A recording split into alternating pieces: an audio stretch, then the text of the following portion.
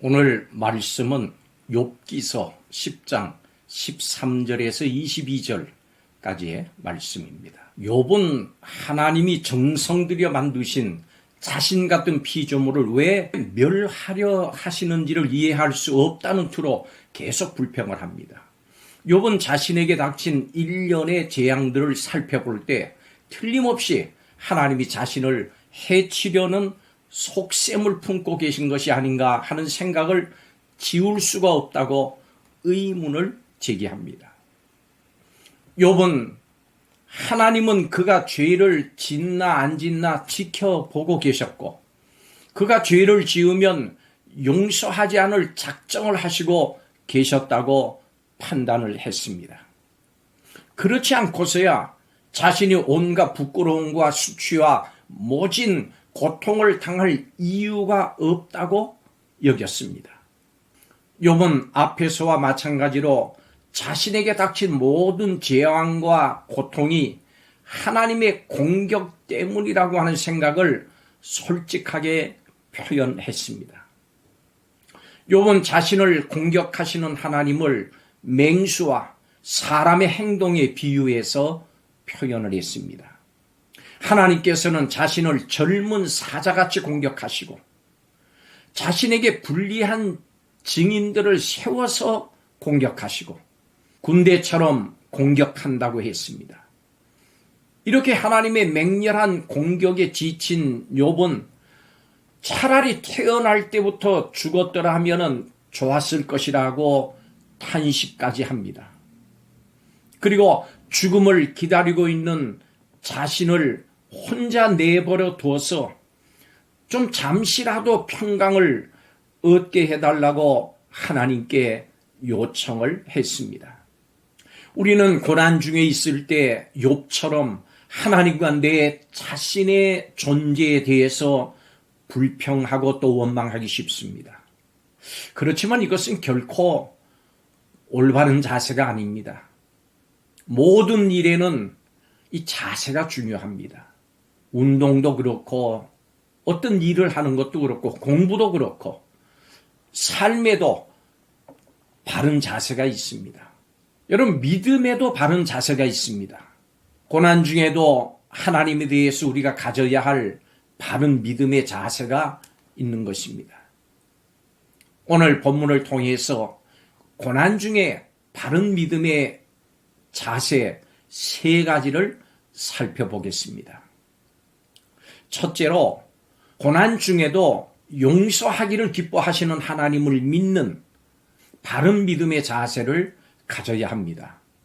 욥은 자신이 죄로 인한 벌을 받는다고 생각을 했습니다.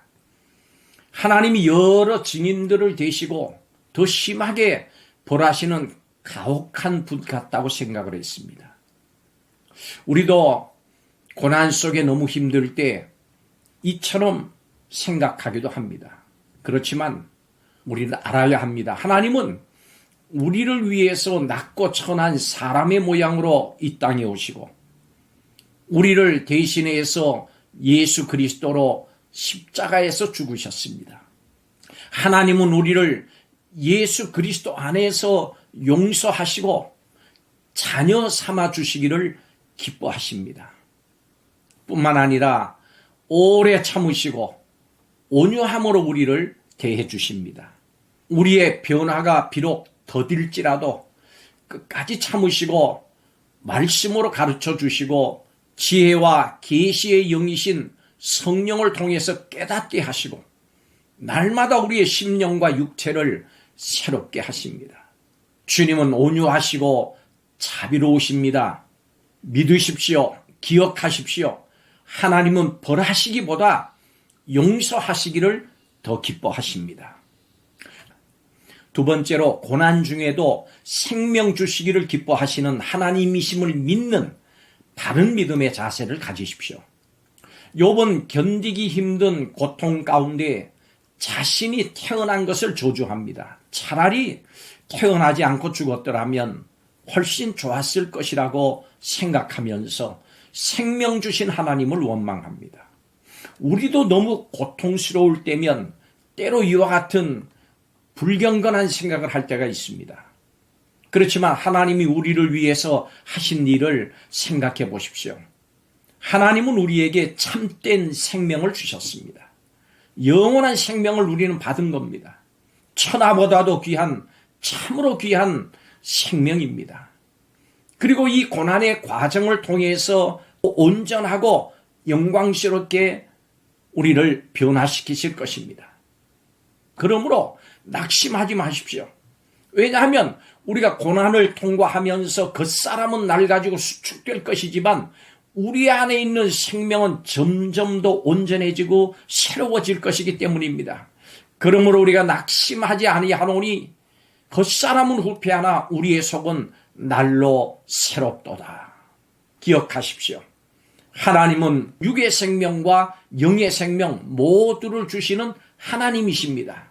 이것을 믿는 것이 바른 믿음의 자세입니다.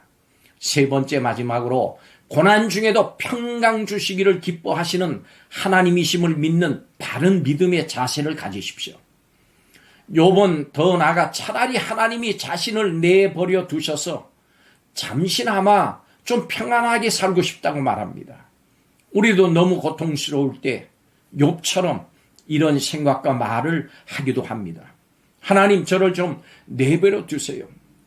그렇다면 주님이 우리를 내버려 두시면 참된 평강을 과연 누릴 수 있을까요?